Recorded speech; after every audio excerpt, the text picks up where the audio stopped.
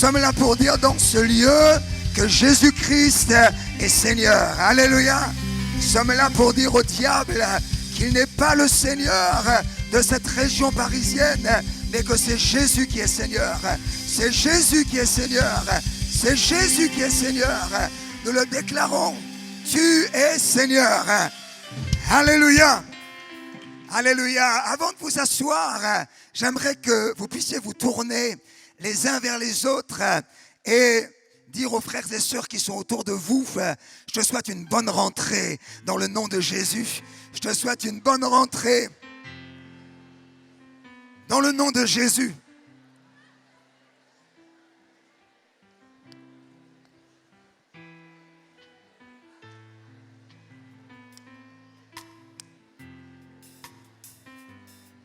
Alléluia.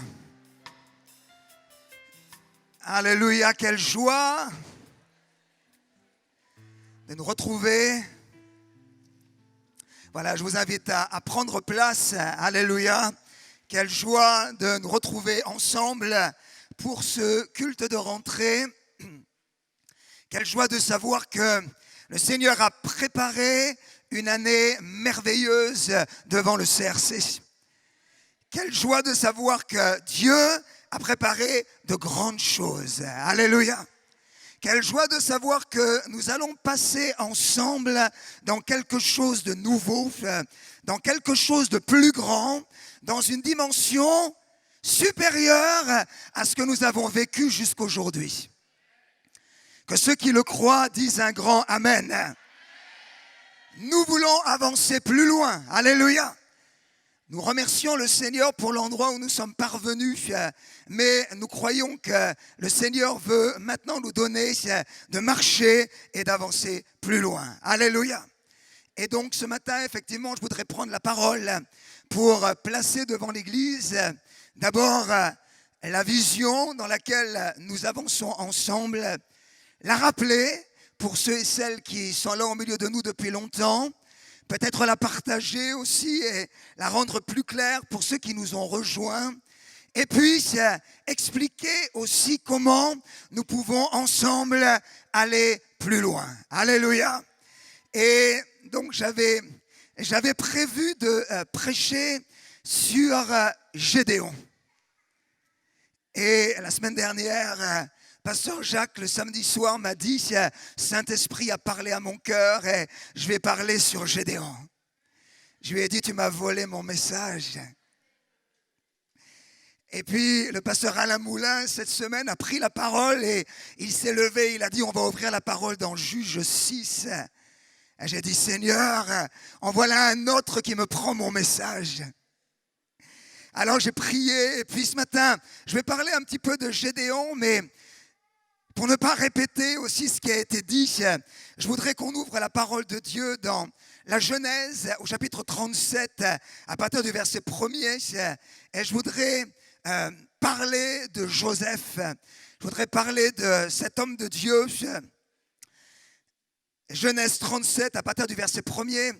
J'aime Joseph tout particulièrement parce que il a reçu le rêve du Seigneur alors qu'il avait 17 ans et c'est mon cas aussi, et peut-être pour d'autres ici, à 17 ans, le Seigneur m'a sauvé et il m'a montré son rêve. Alors, j'attends avec impatience de pouvoir me retrouver dans le ciel avec Joseph et que nous puissions partager ensemble les rêves merveilleux que Dieu a donnés et comment il les a réalisés. Alléluia. Donc, dans Genèse, au chapitre 37, on va lire les 11 premiers versets. Les 11 premiers versets. Il est dit donc que Jacob demeura dans le pays de Canaan où avait séjourné son père. Merci beaucoup. Et Joseph, âgé de 17 ans, faisait paître le troupeau avec ses frères. Cet enfant était auprès des fils de Bila et des fils de Zilpa, femme de son père. Et Joseph rapportait à leur père leurs mauvais propos. Israël aimait Joseph plus que tous ses autres fils. Et je voudrais m'arrêter là déjà pour dire, il y a un amour particulier du Seigneur pour le CRC. Merci pour votre enthousiasme. Il y a un amour du Père tout particulier pour notre Église. Alléluia. Ne le répétez pas aux autres églises de la région parisienne, mais le Seigneur nous aime ici au CRC. Alléluia. Parce qu'il l'avait eu dans sa vieillesse. Et il lui fit une tunique de plusieurs couleurs. Ses frères virent que leur père l'aimait plus que tous et ils le prirent en haine. Ils ne pouvaient lui parler avec amitié. Joseph eut un rêve, un songe, une vision. Et il le raconta à ses frères qui le haïrent encore davantage. Il leur dit, écoutez donc ce rêve que j'ai eu. Nous étions alliés des gerbes au milieu des champs. Et voici ma gerbe se leva et se tint debout. Et vos gerbes l'entourèrent et se prosternèrent devant elle. Ses frères lui dirent, est-ce que tu régneras sur nous? Est-ce que tu nous gouverneras? Et ils le haïrent encore davantage à cause de ses rêves et à cause de ses paroles. Il eut encore un autre songe, un autre rêve, une autre vision. Et il le raconta à ses frères. Et il leur dit, j'ai eu encore un rêve, un songe. Et voici le soleil, la lune et 11 étoiles se prosternaient devant moi. Et il le raconta à son père et à ses frères qui comprirent immédiatement que ça parlait d'eux. Son frère le réprimanda et lui dit, que signifie ce rêve que tu as eu?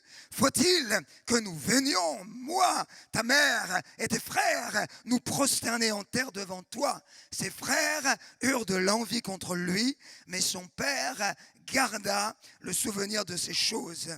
Et nous lisons dans Genèse 42, au verset 6, 13 ans plus tard, au moins 13 ans plus tard, peut-être 15 ans plus tard, Genèse 42, verset 6, Joseph est maintenant un homme de grande autorité en Égypte.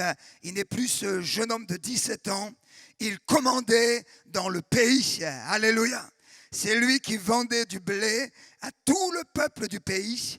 Et les frères de Joseph vinrent et ils se prosternèrent devant lui, la face contre terre. Amen. Amen. Nous allons applaudir la parole de Dieu bien fort ce matin. Alléluia. Alléluia. Je voudrais demander à ce qu'on affiche la vignette.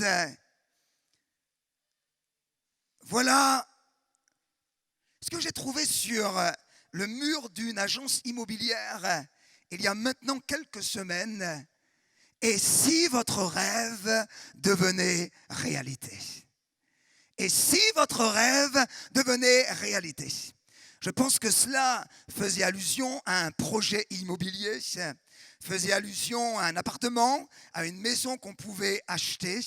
Mais en passant devant cette agence, le Saint-Esprit m'a interpellé et il m'a dit, ça c'est une parole non seulement pour les passants qui sont là et qui vont acheter un appartement, mais cette parole, elle est pour les enfants de Dieu du CRC. Mais cette parole, elle est pour l'église du CRC. Et le Saint-Esprit m'a dit, ça c'est le départ pour l'église du CRC en septembre 2018. Et si votre rêve devenait réalité? Alléluia. Est-ce que frères et sœurs, nous n'avons pas tous des rêves déjà dans nos vies personnelles? J'espère que vous avez un rêve pour votre vie. J'espère que vous avez un rêve si vous êtes marié pour votre couple. J'espère que vous avez un rêve si vous avez des enfants pour vos enfants. J'espère que vous avez un rêve pour l'œuvre de Dieu et pour la place que le Seigneur vous a donnée dans son royaume. Et j'espère aussi que vous avez un rêve pour l'église à laquelle vous appartenez et dans laquelle Dieu vous a placé par sa grâce. Dieu a donné un rêve à Joseph et je voudrais dire que tout a commencé par ce rêve. Tout commence dans l'œuvre de Dieu par un rêve. Au début, il n'y a rien de plus fragile.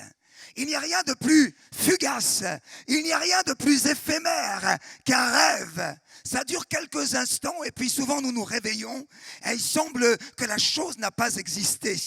Mais j'aimerais dire une parole ce matin et j'aimerais qu'elle reste dans votre cœur. Si vous prenez des notes, j'aimerais que vous l'écriviez. La semaine prochaine, nous l'aurons écrite sur une banderole et elle restera là pendant quelques semaines. Parce que je crois que c'est une parole que j'ai reçue dans la prière devant le Saint-Esprit et que le Saint-Esprit me l'a donnée pour l'Église et pour vous. Écoutez bien, c'est le rêve d'aujourd'hui qui va produire la réalité de demain.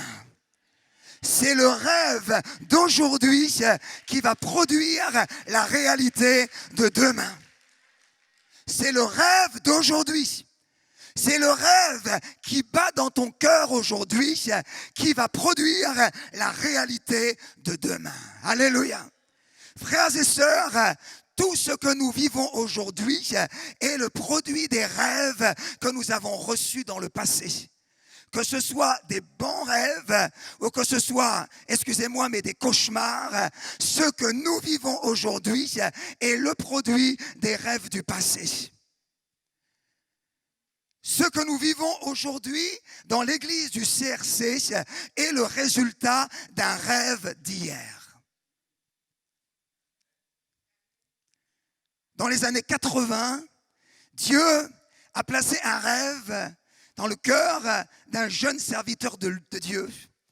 Et il lui a donné une vision pour une église qui aurait un rayonnement sur la région parisienne. À l'époque, il n'y avait pas d'église, il n'y avait pas de bâtiment, il n'y avait personne. Il n'y avait qu'un rêve qui brûlait dans le cœur d'un jeune serviteur de Dieu. Frères et sœurs, un peu plus de 30 ans après, regardez la réalité qui est là aujourd'hui. Regardez la réalité qui est là aujourd'hui. Je voudrais que vous regardiez autour de vous un petit peu, que vous vous retourniez et que vous voyez ce que Dieu a fait. Regardez derrière vous, regardez autour de vous. Regardez, ceci est le produit d'un rêve. Alléluia. Et le rêve est devenu réalité.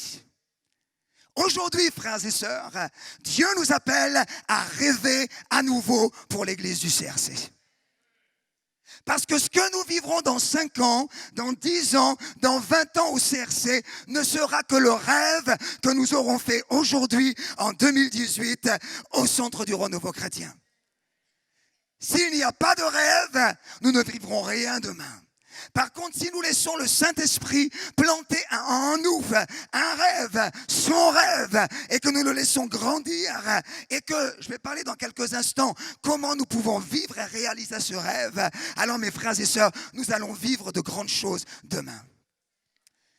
En quelques minutes, j'aimerais rappeler d'abord la vision que le Seigneur a donnée pour cette église. Donc je vais demander à notre sœur d'afficher au fur et à mesure les vignettes que nous avons préparées pour que les choses soient claires et que pour chacun d'entre nous, nous comprenions bien là où nous allons, là où nous avançons. D'abord, je voudrais dire, le rêve du CRC, c'est d'établir une église solide et vivante sur la région parisienne. Pas un petit groupe de croyants, pas une centaine, pas même 500 personnes, mais le rêve de Dieu, c'est une église avec des milliers de personnes. Je vous remercie pour votre enthousiasme. Si vous avez seulement cet enthousiasme-là, est-ce que je continue? Oui, je continue. Alléluia. Peut-être parce que vous écoutez attentivement. Alléluia. Établir une église solide et vivante. Et Dieu nous a donné un objectif que nous n'avons pas encore atteint. C'est de rassembler dans un premier temps 1000 personnes régulières dans cette église.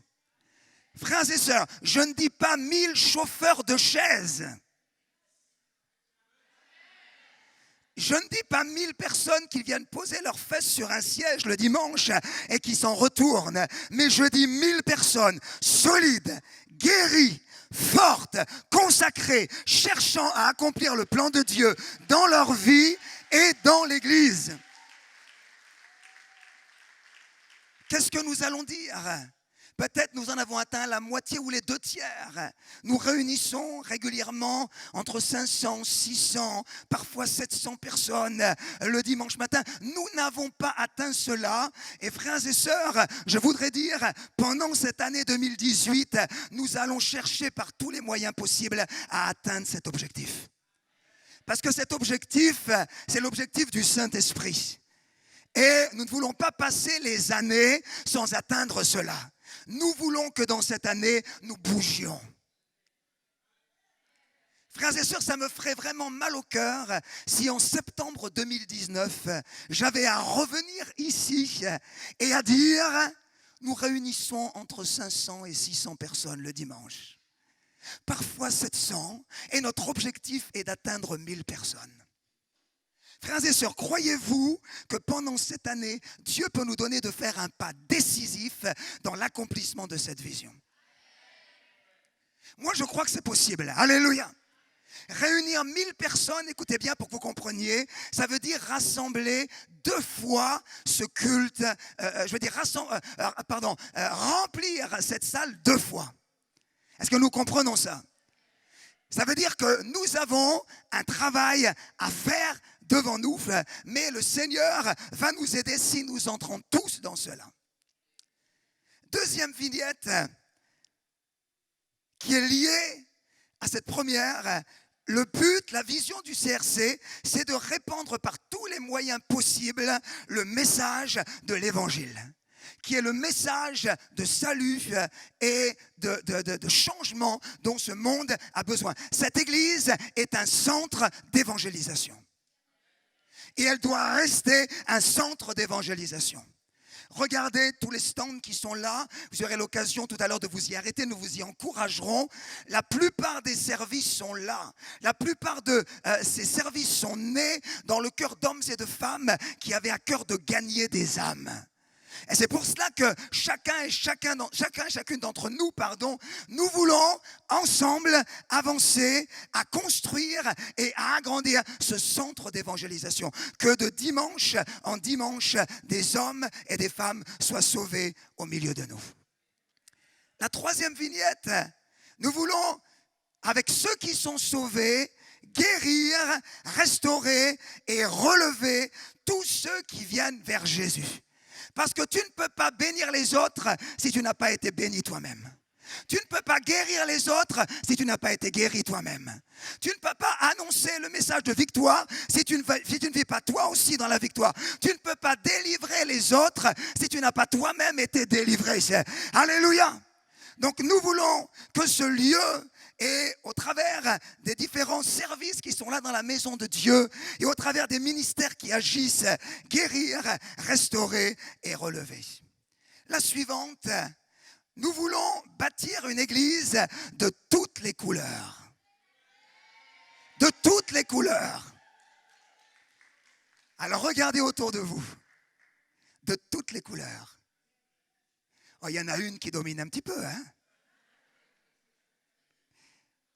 Et on voudrait une église, et c'est ça qui a été donné dès le départ, une église de toutes les couleurs. Qu'est-ce que ça veut dire? Ça veut dire une église où n'importe quelle personne qui arrive, quel que soit son passé, quelle que soit son histoire, quel que soit son background culturel, puisse se sentir à l'aise au milieu de nous. Alléluia. Le cœur des pasteurs pour cette église, c'est que cette église soit ouverte à tous. Alléluia. Que le Camerounais qui vient ici se sente à l'aise. Que le Congolais qui vient ici se sente à l'aise. Que le Pakistanais qui arrive ici se sente aussi à l'aise. Que le Chinois qui vient ici se sente à l'aise au milieu de nous. Que le bon Français qui arrive ici avec le visage pâle se sente vraiment à l'aise au milieu de nous. Que le rouge, le bleu, le vert, toutes les couleurs, que tout le monde se sente à l'aise au milieu de nous. C'est pour ça qu'on veut vraiment qu'il n'y ait pas ici une culture qui prenne le dessus, sinon la culture de l'Évangile. Sinon la culture de l'Évangile. Alléluia. Et cela, c'est ce que Et cela, eh bien, c'est un effort pour chacun d'entre nous. Il nous faut, quelque part, laisser notre propre culture. Parfois, laisser les chants que nous aimons bien chanter dans notre culture.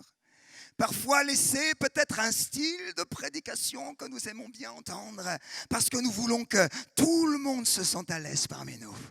Alléluia. Nous pouvons nous faire plaisir parfois en prenant des chants que nous aimons, mais est-ce que parfois en les prenant, en nous faisant plaisir à nous, nous ne mettons pas à l'écart d'autres personnes qui ne se sentiront plus à l'aise au milieu de nous? Il faut que ce lieu soit un lieu pour tous. Alléluia. Et notre prière, frères et sœurs, c'est que nous puissions de plus en plus gagner des hommes et des femmes à l'image de notre banlieue. Lorsque nous sortons dans les bus et les transports, nous voyons combien cette banlieue elle est mélangée. Et bien que cette église soit à l'image de l'endroit où Dieu nous a placés. Alléluia. Et puis enfin, nous voulons encourager chaque personne de cette église à vivre une intimité avec Dieu en étant rempli du Saint-Esprit. Que chaque homme, chaque femme dans cette église puisse vivre une relation personnelle avec Dieu. Que ce lieu ne devienne pas un lieu religieux où nous venons chanter quelques chants et écouter une parole qui ne change rien dans notre vie, mais que chaque homme, chaque femme qui vienne ici ait le désir de laisser Dieu le changer, le transformer et l'amener à vivre ce qu'il a préparé pour lui. Que ceux qui sont d'accord disent Amen. Amen. Alors, évidemment, il y a des moyens pour cela. Je vais entrer dans le message dans quelques instants, mais je pense que c'est important que tous nous ayons bien la vision. D'abord, les moyens, je voudrais dire, ce lieu est un lieu de prière. Si nous voulons vivre cela, eh bien, il faut que cette maison demeure toujours un lieu de prière. Jésus a dit, ma maison sera appelée une maison de prière pour tous les peuples. Une maison de prière. Et nous voulons, et vous le savez, donner toujours l'accent dans cette église à la prière. Que ce soit au travers des groupes d'intercession, des groupes de maison, des nuits de prière, et puis bien d'autres semaines de prière, conventions, etc. Nous voulons que la prière soit là au cœur de l'église parce qu'elle est la respiration de la maison de Dieu. Là où il n'y a plus de prière, il manque l'essentiel. Comment faire cela? Eh bien, aussi avec nos cultes. Nos cultes, que nos cultes soient de plus en plus des lieux où la gloire de Dieu est répandue. Le dimanche 9h30, le dimanche 12h30, à partir de la semaine prochaine, nous reprenons. Et frères et sœurs, le mardi à 20h15. Est-ce que tu peux dire à ton voisin, il y a un culte le mardi soir. Il y a un culte le mardi soir. Frères et sœurs, nous aimerions que ce culte du mardi puisse vraiment prendre un essor au milieu de nous. Nous aimerions que ce culte devienne vraiment au milieu de la semaine, au début de la semaine, un temps fort de la vie de l'Église. C'est pour cela que bientôt, à partir du mois d'octobre, un mardi soir par mois, nous aurons une rencontre spéciale que nous appellerons « Tout peut changer ». Tout peut changer. Alléluia. Ce sera un mardi soir par mois et ce sera un temps de guérison, un temps d'évangélisation, un temps où nous voulons annoncer la parole de Dieu et dire la victoire de l'évangile parce que nous voulons faire de ce culte un temps béni.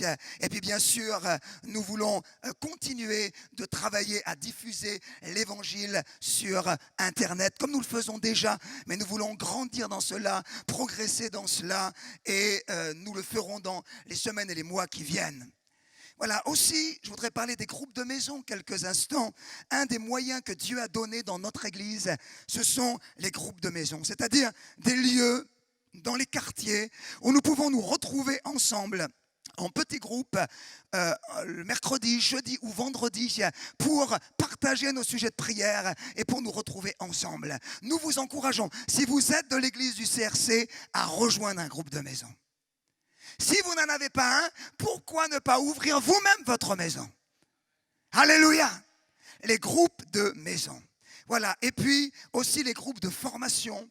Il y en a plusieurs dans la maison de Dieu. Ils vont redémarrer. Si nous voulons une église solide, une église forte, eh bien nous avons besoin aussi d'un peuple qui soit formé, édifié et qui vive pleinement le message de l'évangile.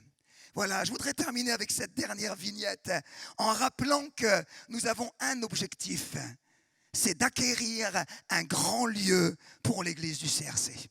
Vous le savez, nous sommes ici en location, mais notre désir, ce qui brûle dans notre cœur, c'est que bientôt, nous puissions acheter un lieu qui reste. Alléluia.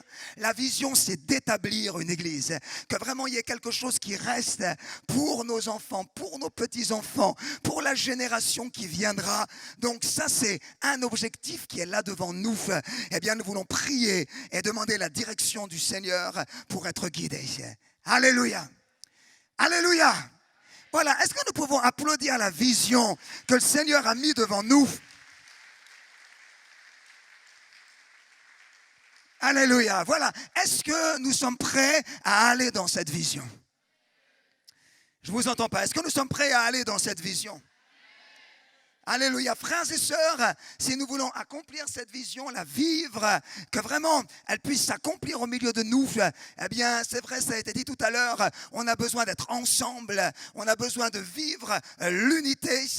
Et je crois que quelque part ce matin maintenant, le point où je suis parvenu, j'aimerais vous expliquer comment parvenir à accomplir cette vision. Parce qu'encore une fois, je ne voudrais pas qu'on revienne l'année prochaine en ayant le même discours, mais que l'année prochaine on puisse être là dans la maison de Dieu en disant quelque chose s'est passé, quelque chose a bougé. Alléluia. Nous avons vu l'église avancer. Alléluia. Parce que frères et sœurs, je crois que c'est le pasteur qui est passé cette semaine, il a dit si nous n'avançons pas, nous reculons. Dans la maison de Dieu, si l'église n'avance pas, forcément, fatalement, elle va reculer et nous voulons avancer. Alléluia. Alors, je voudrais donner 3 pensées que j'ai tirées de la vie de Joseph et je crois qu'ils vont nous aider. J'aimerais que ce soit quelque part des mots d'ordre, des choses que nous vivions pendant cette année afin d'accomplir ensemble la vision du Seigneur. Première pensée, j'aimerais dire ceci en partant de la vie de Joseph. Écoutez bien, que Dieu accomplit les rêves d'un peuple obéissant. Dieu accomplit les rêves d'un peuple obéissant. Alléluia. Est-ce que tu peux dire à ton voisin, sois obéissant, sois obéissant. Frères et sœurs, il y a un lien dans la parole de Dieu entre la situation que le peuple vit et son obéissance ou sa désobéissance à la parole de Dieu. Il y a toujours un lien. Et nous l'avons lu la semaine dernière dans le livre des Juges. Les enfants d'Israël firent ce qui déplaît à l'Éternel et l'Éternel les livra entre les mains de Madian. Cela veut dire que l'accomplissement de la vision de Dieu, elle dépend d'abord de notre obéissance à la parole du Seigneur. Et la vie de Joseph, elle nous montre cela. C'est un des rares personnages de la Bible pour laquelle quelque part, on ne trouve rien à dire. Bien sûr, il n'était pas parfait, mais en tout cas, nous voyons un homme qui a été obéissant. Il a refusé les avances de Madame Potiphar. Il a refusé de devenir un voleur dans la prison. Il a refusé de se révolter alors qu'il était accusé injustement. Au contraire, il est resté un homme obéissant. Frères et sœurs, je voudrais passer ça devant vous ce matin et j'aimerais donner quelques points pratiques, mais j'aimerais dire, Dieu ne bénira jamais notre péché. Dieu ne bénira jamais ton péché. Peut-être pendant un moment, ça ira, mais j'aimerais te dire, il y a toujours un moment où Dieu dit stop. Frères et sœurs, le péché, c'est un petit peu comme les radars automatiques qui vous flashent lorsque vous allez trop vite. Moi, il y en a un qui a été placé il y a quelques mois à la porte de Bagnolet. Et au début que ça a été donc mis en place, donc on devait passer de 90 à 70 km/h. Donc, je n'ai pas fait attention. Je ne savais pas qu'il y avait ce radar. Et donc, j'ai roulé comme d'habitude à 90. Et puis est arrivé ce qui devait arriver. Paf! Je me suis fait flasher. Et j'ai reçu quelques jours après chez moi une amende de 135 €. Frères et sœurs, écoutez bien, je me suis fait avoir une fois, je ne me suis pas fait avoir 2 fois. Après avoir reçu cela, Je suis repassé une deuxième fois et j'ai fait attention. Et maintenant, chaque fois que je passe devant, je sais que je ne me ferai plus avoir parce qu'une fois le radar m'a eu, mais il ne m'aura pas deux fois. Frères et sœurs, si le péché t'a eu une fois, il ne doit pas t'avoir deux fois, il ne doit pas t'avoir trois fois, ça ne doit pas être quelque chose qui s'installe dans ta vie. Alléluia! Moi, je vois tellement de frères et sœurs qui cherchent la bénédiction, parfois en cherchant même dans la généalogie de leurs ancêtres. Quels sont les péchés qu'a fait mon grand-père? Quels sont les péchés qu'a fait mon arrière-grand-père? Quels sont les péchés qu'ont fait mon papa et ma maman? Mais j'aimerais te dire, si tu commençais à réfléchir sur ta vie à toi aujourd'hui, si tu réglais tes péchés à toi, tu n'aurais pas besoin de réfléchir aux péchés de tes grands-pères ou de tes oncles. Ça, ce sont des moyens commodes pour nous éviter de régler nos péchés à nous. Ce qui intéresse Dieu, ce n'est pas les péchés de ton grand-père ou ton arrière-grand-père, ce sont tes péchés à toi et c'est que toi, tu changes. Frères et sœurs, ce livre, écoutez bien, doit produire de la repentance. Merci pour votre enthousiasme. Je voudrais dire des choses claires ce matin. Peut-être vous avez dit, va parler de puissance. J'aimerais vous dire d'abord, c'est un peuple obéissant qui accomplit la vision de Dieu. Cette parole, elle doit produire de la repentance. C'est-à-dire, repentance, ça veut dire un changement. Lorsque dans Actes au chapitre 2, Pierre s'est mis à prêcher devant la foule a été saisie par le Saint-Esprit et elle a dit, mais qu'est-ce qu'il faut faire pour que nous soyons sauvés?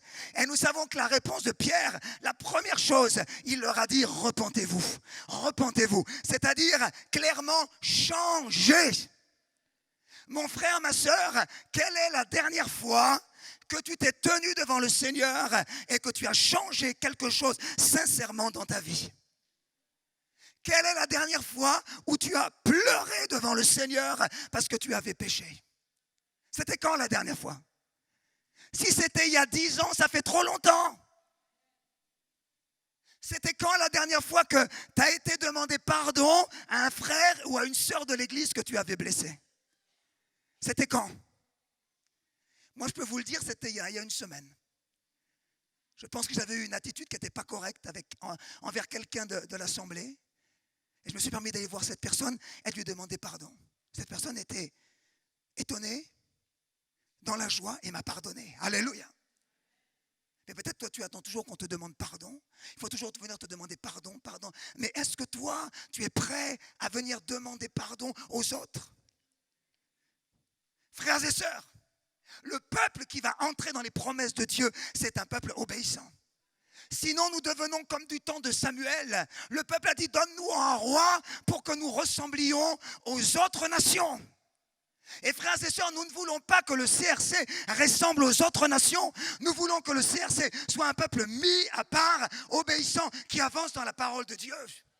Frères et sœurs, aujourd'hui, les normes dans notre société sont en train de changer. Les choses qui étaient mal avant, on commence à les appeler bien. Les choses qui étaient bien avant s'appellent mal. L'église qui va conquérir, c'est une église qui ne va pas renoncer aux normes de la parole de Dieu.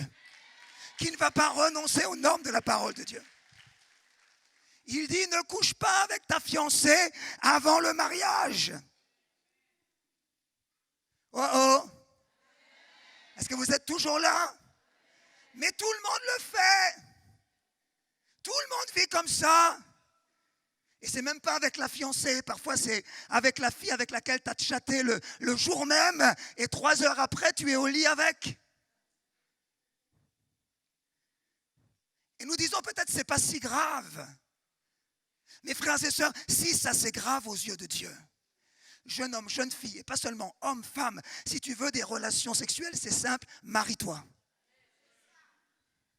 C'est tout, sinon c'est niette. La Bible dit, ne trompe pas ton mari. Ne trompe pas ta femme. Même en pensée. Même dans la tête. La Bible dit clairement, ne divorce pas. Et parfois on me dit, pasteur, je ne la supporte plus. Pasteur, je ne le supporte plus. Eh bien, je vais te dire, tu vas mettre les genoux par terre, tu vas prier et tu vas changer. Et tu vas changer. Et tu vas changer. Plutôt que de nous apporter des papiers de divorce pour lesquels vous nous dites, eh bien voilà, c'est comme ça, frères et sœurs, si nous commencions à être obéissants, bien sûr, il y a des situations exceptionnelles, difficiles, délicates parfois, mais frères et sœurs, nous devons être un peuple obéissant. Alléluia. Mon ami, mon frère, ma sœur, ne cherche pas un mari ou une femme dans le monde. Prends quelqu'un dans la maison de Dieu. Et s'il n'y a personne pour l'instant dans la maison de Dieu, attends-toi au Seigneur. Alléluia.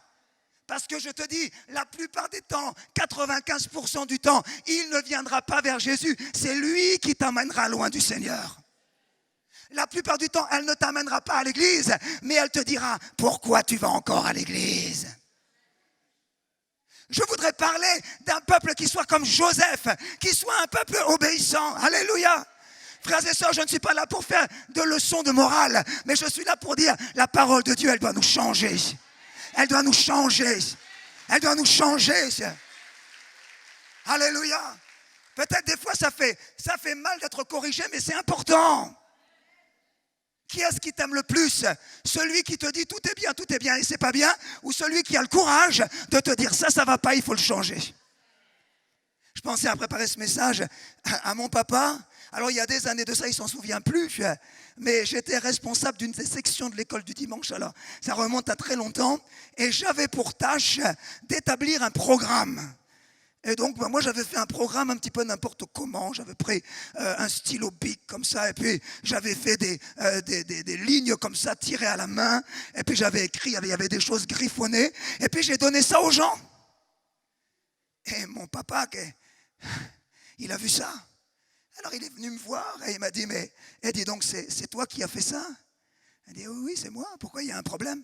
Il m'a dit, mais ça, tu crois que c'est à la gloire du Seigneur? On ne fait pas ça. Il faut que tu fasses quelque chose de propre. Il faut que tu fasses quelque chose de bien. C'est pour la gloire de Dieu, c'est pour l'Église.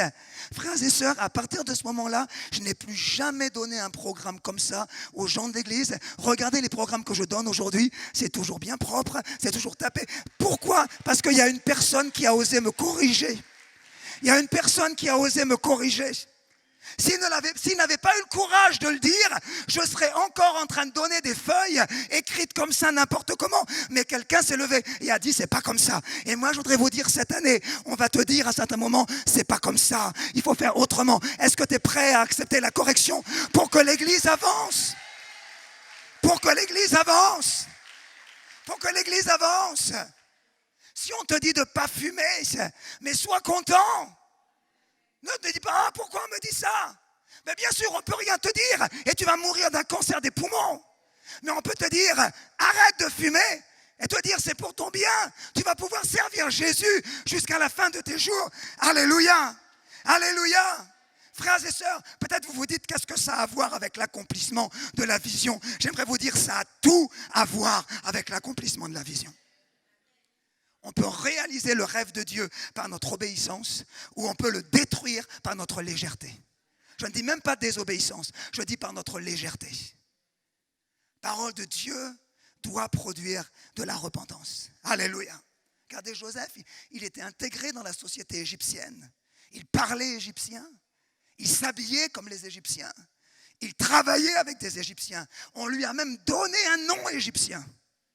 Oui, on l'a même appelé avec un nom égyptien. Mais il n'est jamais devenu égyptien.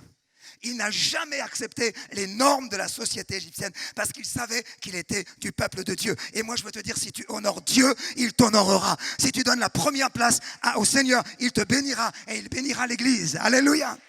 D'ailleurs, je le disais vendredi matin, mais si Dieu n'a pas la première place dans ta vie, il n'a aucune place du tout.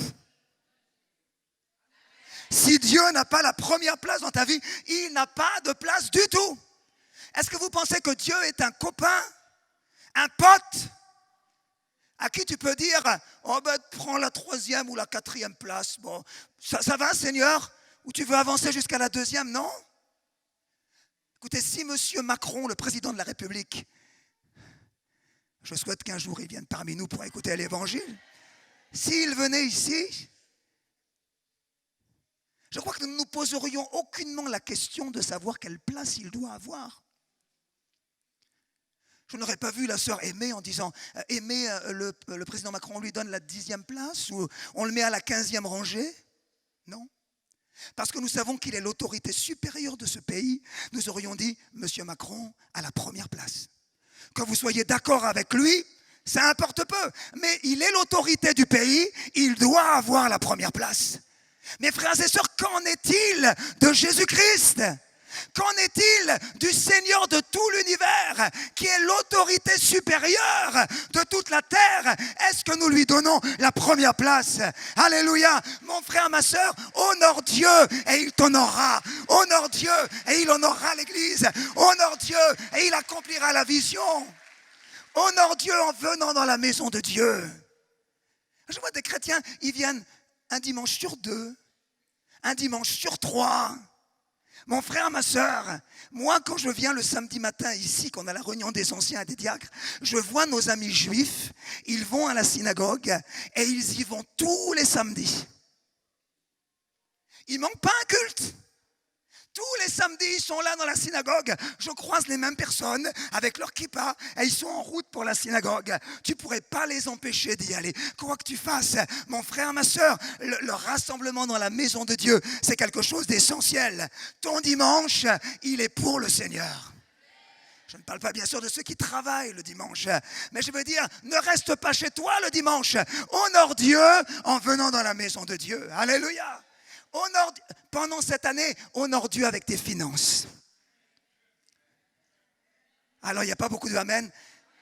Mais nous ne pourrons pas accomplir la vision de Dieu si chacun d'entre nous n'honore pas Dieu avec ses finances. Oui, mais j'y arrive pas, à la fin du mois, j'ai plus d'argent sur mon compte. Et bien sûr, si tu attends d'être allé 3 fois à Ikea pour acheter des meubles, tu attends d'être allé au restaurant chinois, japonais, italien, cambodgien, que tu attends d'avoir été au cinéma une fois, des fois, à la fin du mois, tu n'as plus rien. Parce qu'il faut honorer Dieu avec les prémices de tes biens. Avec les prémices de tes biens. Avec ce que tu as d'abord. Alléluia.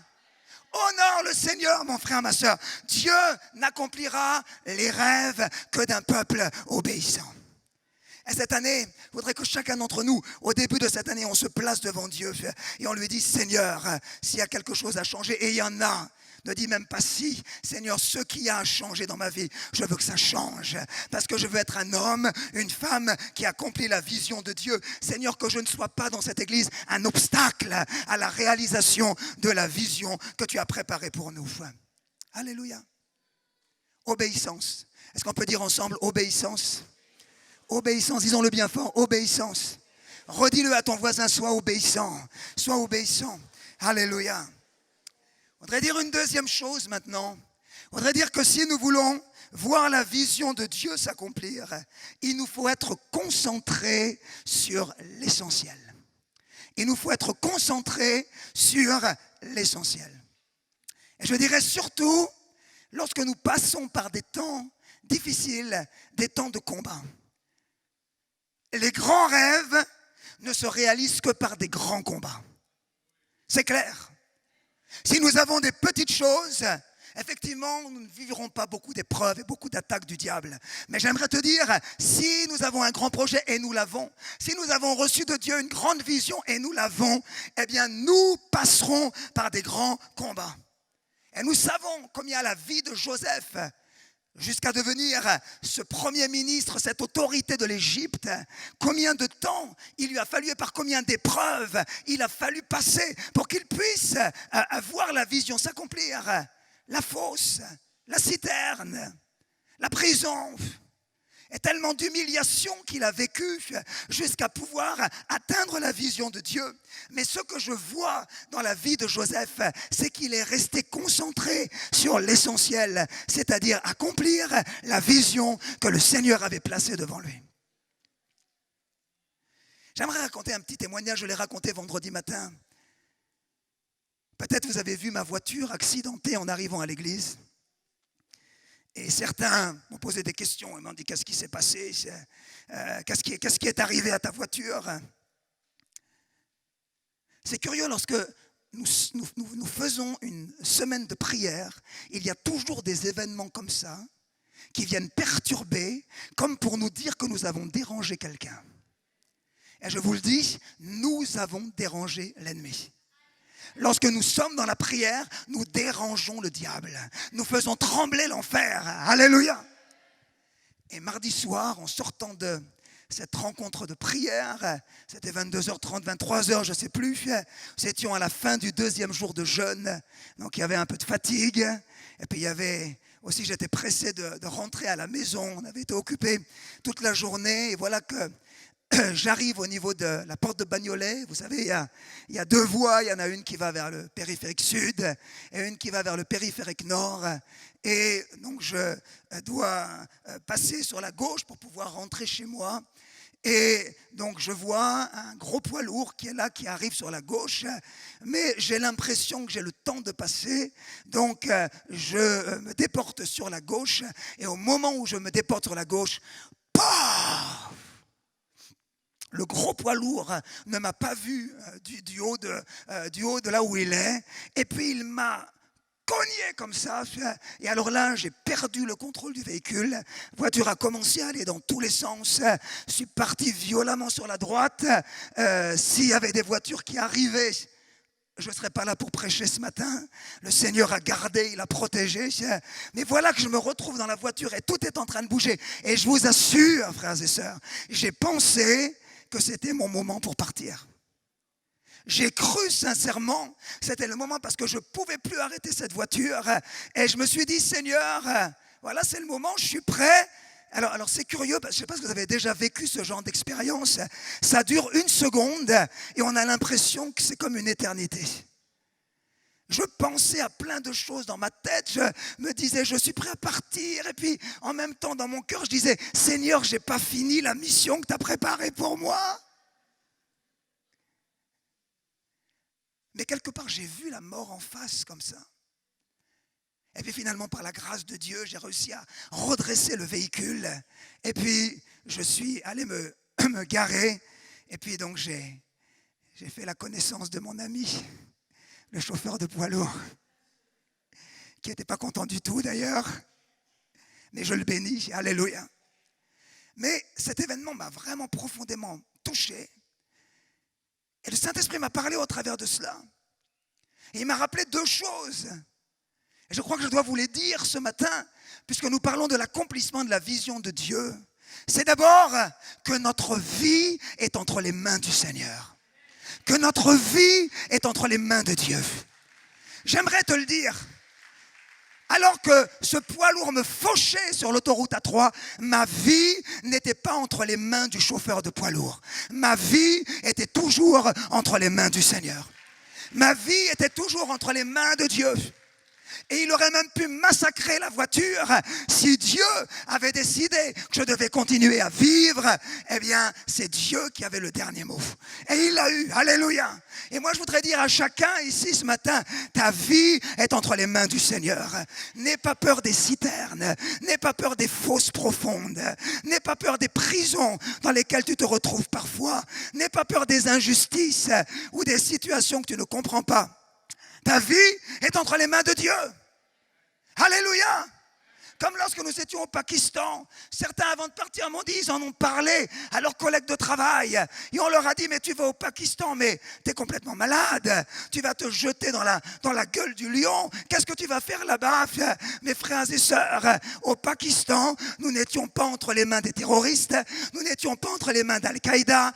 Nous n'étions pas entre les mains de l'État islamique. Nous étions entre les mains de Jésus. Nous étions entre les mains de Jésus. Alléluia. Alléluia. Ta vie est entre les mains de Jésus. Ça, c'est la première chose que je veux te dire. N'aie pas peur. Alléluia. Et puis, je veux te dire une dernière chose, mon frère, ma sœur.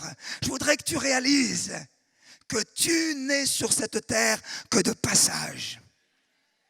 Et beaucoup plus fortement qu'avant, j'ai réalisé qu'en un instant, ma vie pouvait s'arrêter.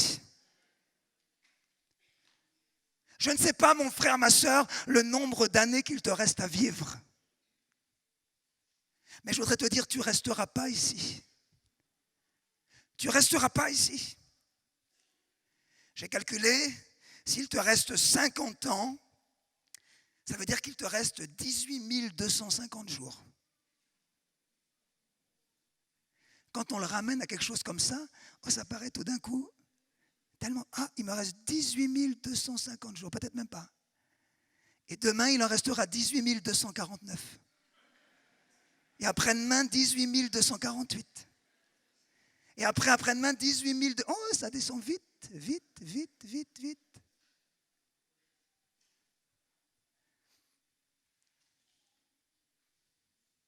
L'apôtre Paul, en arrivant à la fin de sa vie, a dit « J'ai combattu le bon combat. J'ai combattu le bon combat. » Il voulait dire par là « Je suis resté fixé sur l'essentiel.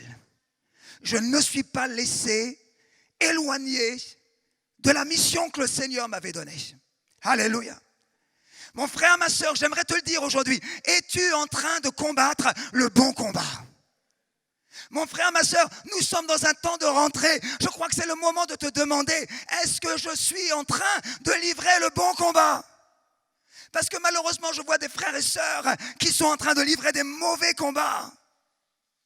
Tant de temps et de journées passées à se disputer. Tant de temps et de journées passées dans des querelles.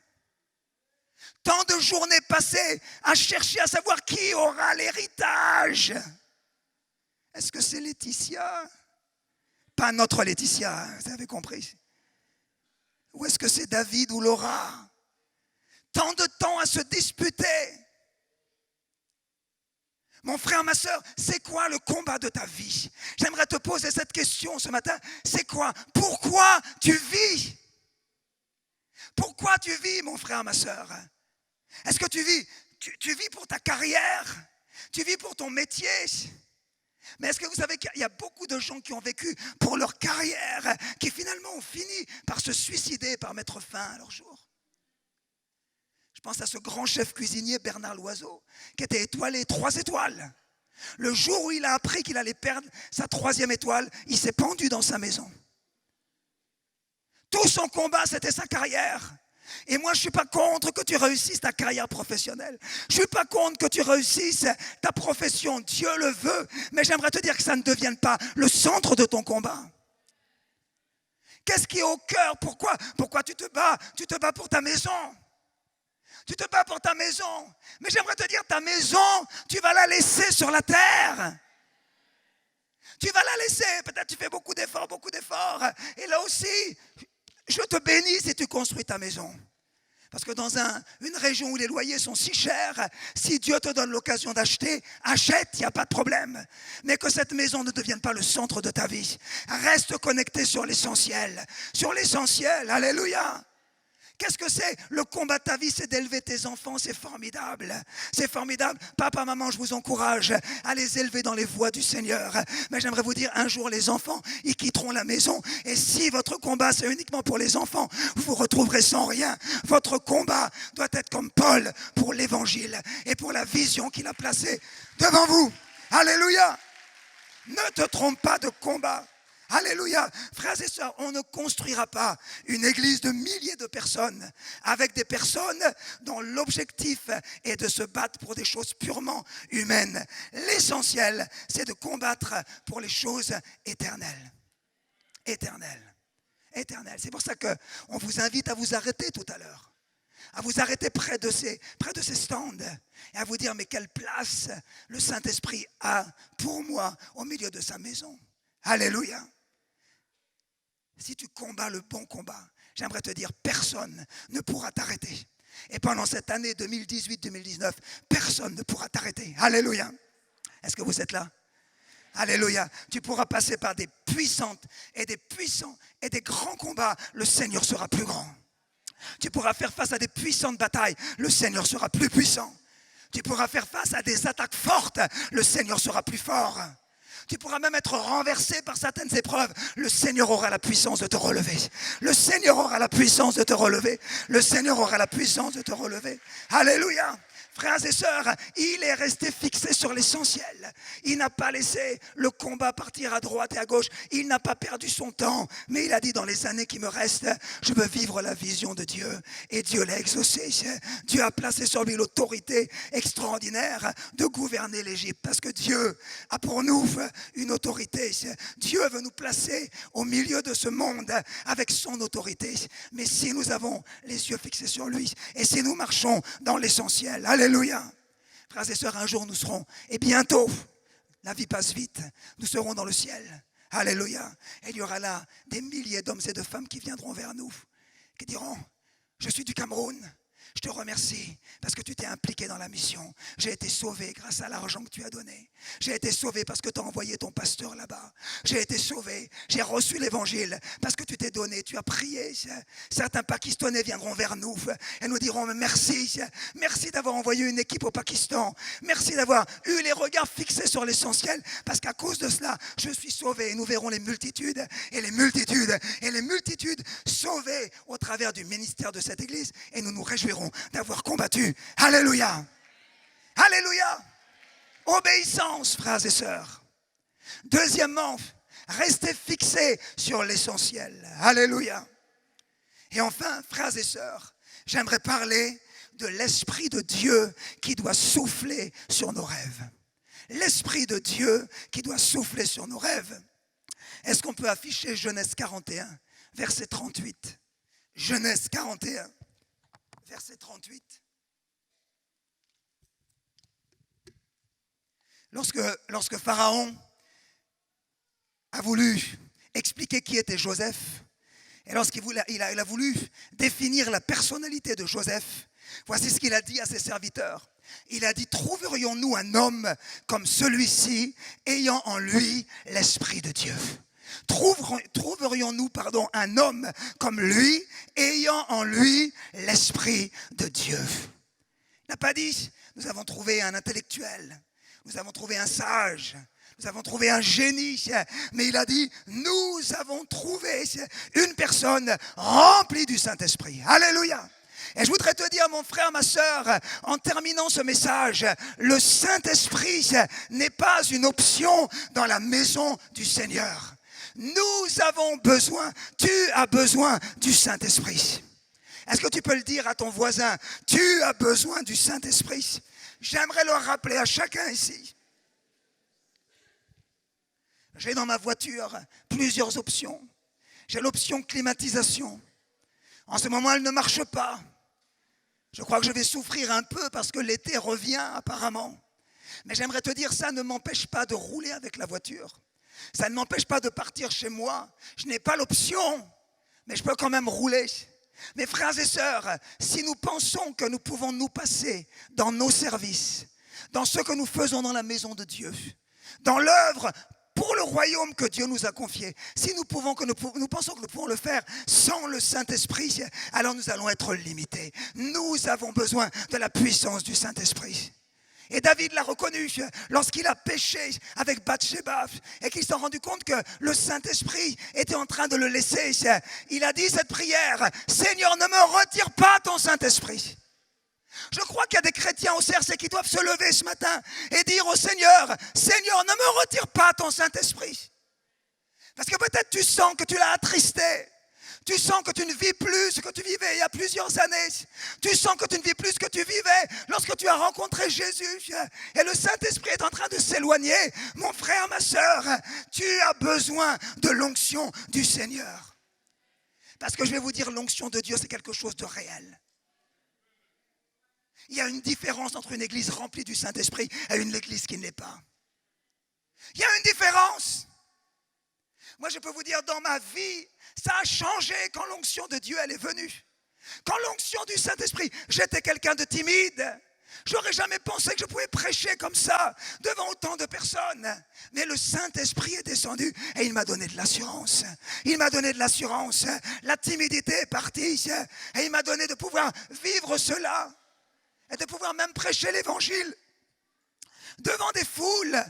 Sans crainte, avec l'autorité du Seigneur. Mais ça ne peut pas être moi. C'est forcément quelqu'un qui est venu, qui s'appelle le Saint-Esprit et qui a répandu sa puissance. Mon frère, ma sœur, quelques années de cela au Mali, je voudrais donner cette dernière expérience, mais pour que vous compreniez qu'on a besoin du Saint-Esprit. Nous étions dans une mission d'évangélisation, nous étions dans un village et il y avait plusieurs centaines de Maliens, de Maliennes qui étaient là pour écouter la parole de Dieu. Et on a commencé la croisade d'évangélisation et on a fait une première soirée. Et vraiment, je ne sais pas s'il faut dire que c'était un échec, mais en tout cas, à la fin de la rencontre, il y a eu quelques enfants, et merci Seigneur pour ces enfants, nous ne le méprisons pas, quelques enfants qui se sont approchés pour recevoir Jésus. Mais c'était très loin des espérances que nous avions de voir tous ces Maliens et ces Maliennes venus en foule pour écouter l'Évangile. Et je suis rentré dans ma chambre, et là je me suis mis à genoux au pied de mon lit et j'ai commencé à chercher le Seigneur. Parce que je vais te dire, si tu passes par un échec, c'est ça qu'il faut faire. Il ne faut pas te plaindre, il faut chercher le Seigneur. Il faut chercher le Seigneur. Il a une réponse pour toi. Ne cherche pas le secours des hommes, cherche Jésus. Il a quelque chose. Et là, le Saint-Esprit m'a simplement dit, laisse-moi la place. Laisse-moi la place. J'ai dit, d'accord, Seigneur, demain, je vais te laisser la place. Et le lendemain, nous sommes retournés là-bas, c'était la deuxième soirée. Elle dit, Seigneur, je te laisse la place. Je me suis retrouvé au même endroit. Je me suis retrouvé sur la même estrade, à la même heure. Écoutez bien, devant les mêmes personnes. Mais j'ai dit, Saint-Esprit, je te laisse la place. Et je peux vous dire qu'à ce moment-là, quelque chose s'est passé. Je ne sais pas comment c'est arrivé, mais tout d'un coup, des paroles que je n'avais pas préparées étaient en train de sortir de ma bouche. Avec une autorité, mais je sentais que ça ne venait pas de moi. Jusqu'à un tel point qu'à un moment donné du message, je me suis retrouvé comme si j'étais spectateur. C'est comme si j'étais en bas et c'est comme si quelqu'un, au travers de moi, disait des choses, mais ce n'était plus moi. Ce n'est plus moi qui vis, c'est Christ qui vit en moi, dit l'apôtre Paul. Ce n'est plus moi. Je dois arriver au moment où ce n'est plus moi qui vis, c'est Christ qui vit en moi. Et tout d'un coup, je voyais les gens des yeux s'ouvrir, comme si quelqu'un d'autre que moi était en train de leur parler. Et on a fait l'appel, mes frères et sœurs. Je peux vous dire que pratiquement toutes les personnes qui étaient là sont venues pour donner leur vie à Jésus. Des centaines de personnes étaient en train de s'approcher. Quand je suis descendu de l'estrade, si nous applaudissons, on applaudit Jésus. Je suis descendu de l'estrade. Je voyais les yeux des chrétiens qui brillaient. Il me disait merci pasteur, merci pasteur, merci pasteur. On est rentré, le pasteur était là dans la voiture. Lui il disait pas merci pasteur parce qu'il avait compris d'où ça venait. Il disait merci Jésus, merci Jésus, merci Jésus. Qu'est-ce qui s'était passé? La même personne, le même endroit, les mêmes gens, la même semaine. Mais le Saint-Esprit avait pris la place. Le Saint-Esprit avait pris la place. Le Saint-Esprit avait pris la place. Et moi je veux te dire, c'est pas réservé à un pasteur, mais c'est pour chaque homme, chaque femme qui veut marcher avec Jésus. Alléluia. Nous n'amènerons pas l'église plus loin sans l'onction du Saint-Esprit. Moi, je vous le dis, en tant que pasteur de l'église, on ne peut pas amener l'église plus loin si on n'a pas un niveau d'onction qui va grandir. Et nous sommes responsables de le chercher. Tu es responsable. Moi, j'aimerais parler aux frères et sœurs qui sont responsables dans l'église. Il y en a beaucoup au milieu de nous. J'aimerais vous dire, l'onction, elle descend d'abord sur la barbe d'Aaron. Psaume 133, elle descend d'abord sur la tête. Alléluia. Frères et sœurs, si la tête n'est pas arrosée, comment le corps va être arrosé par l'onction? Si la tête n'a pas reçu l'huile d'onction, comment est-ce que ton groupe d'intercession peut être béni? Comment est-ce que ton groupe de maison peut être béni? Comment est-ce que ton service peut être béni? Mon frère, ma sœur, d'abord la tête, d'abord les leaders, d'abord les responsables de service. J'aimerais vous dire, frères et sœurs responsables, cherchez l'Esprit de Dieu. Il coulera sur vous et il vous amènera à mener votre service dans une onction plus grande. Alléluia. Vous savez, nous n'avons pas loué cette salle juste pour faire quelques petits cultes. Nous n'avons pas loué cette salle pour faire quelques petites réunions de prière, pour jouer à l'église avec un bon programme qui commence à 9h30, qui finit à midi. Non, nous sommes là pour voir des drogués changer de vie. Nous sommes là pour voir des jeunes sans avenir trouver Jésus et être changés. Nous sommes là pour voir des couples qui sont sur le point de se séparer, être complètement restaurés et devenir des modèles au milieu de nous. Nous sommes là pour voir des cancéreux guéris par le Seigneur. Frères et sœurs, j'aimerais attiser votre soif ce matin en vous disant nous avons quelque chose de plus grand à faire. Le Seigneur veut nous amener plus loin. Alléluia. Nous voulons voir le Seigneur agir. Alléluia. Que tes vêtements soient toujours trouvés blancs, dit l'Ecclésiaste, et que l'huile ne manque pas sur ta tête. Et que l'huile ne manque pas sur ta tête. Alléluia. Alléluia. Pour ça, si vous recevez une parole dans un culte, dans les semaines qui viennent, approchez-vous d'un des pasteurs et dites-lui, je crois que le Seigneur m'a parlé. Alléluia. Et nous voulons nous laisser conduire comme cela. Si vous recevez une pensée de Dieu pour l'Église, une parole, venez la partager avec les pasteurs. Nous voulons avancer ensemble par le Saint-Esprit. Alléluia. Nous avons besoin du Saint-Esprit. Nous avons besoin du Saint-Esprit. Alléluia. Qui sont ceux qui sont là depuis plus de 10 ans dans l'Église? Levez la main. Ceux qui sont là depuis plus de 10 ans. Oui, oui. J'aimerais vous dire de tout mon cœur, et je me le dis à moi-même, attention, parce que nous pouvons perdre ce que nous avons reçu. Nous pouvons perdre. Nous pouvons perdre l'onction que nous avons reçue. L'onction. Que cette onction descende, alléluia, encore et qu'elle nous renouvelle. Parce que je vais vous dire, quand l'onction est là, il y a quelque chose qui change. Quand l'onction elle est là, il y a quelque chose qui change. Ça change ta manière de chanter, ça change ta manière de prier, ça change ta manière de prêcher, ça change ta manière de servir. Lorsque l'onction elle vient, elle change la vie de celui qui la reçoit. Alléluia. Et le rêve qui est devant nous, elle va beaucoup dépendre de l'onction répandue sur cette église. Alléluia. Est-ce que nous avons soif de ça? Est-ce que nous avons soif de ça? Est-ce que nous avons soif de ça? Frères et sœurs, je ne vais pas parler plus longtemps, mais j'aimerais qu'on se mette, que vraiment on puisse se mettre debout simplement à notre place. Alléluia. Qu'on puisse se mettre debout à notre place. Est-ce que je peux avoir un frère qui se mette au piano? Alléluia. Obéissance. Les yeux fixés sur l'essentiel. Et l'Esprit de Dieu. L'Esprit de Dieu. L'Esprit de Dieu. Alléluia. Alléluia. Alléluia. Voulons-nous aller plus loin? Voulons-nous aller dans ce que Dieu a préparé? Voulons-nous vivre quelque chose de plus grand? Alors levons nos mains vers le Seigneur si c'est le cas. Ce début d'année, si c'est le cas, lève tes mains, mais lève-les comme quelqu'un qui a soif, comme quelqu'un qui veut. Alléluia. Lève tes mains vers le Seigneur. Lève tes mains vers Dieu. Alléluia. Alléluia. Sans le Saint-Esprit, nous ne pouvons pas le faire. Sans le Saint-Esprit, Joseph n'aurait pas pu le faire. Mais voici, nous avons trouvé un homme, dit Pharaon, qui a l'Esprit de Dieu. Nous avons trouvé un homme qui a l'Esprit de Dieu, qui a l'Esprit de Dieu, qui a l'Esprit de Dieu. Alléluia.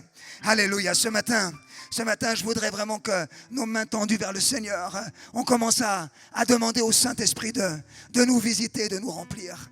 Qu'on puisse vraiment lui confier toute cette année. Qu'on puisse vraiment lui demander, Saint-Esprit, remplis-nous de ta présence. Alléluia, viens Saint-Esprit.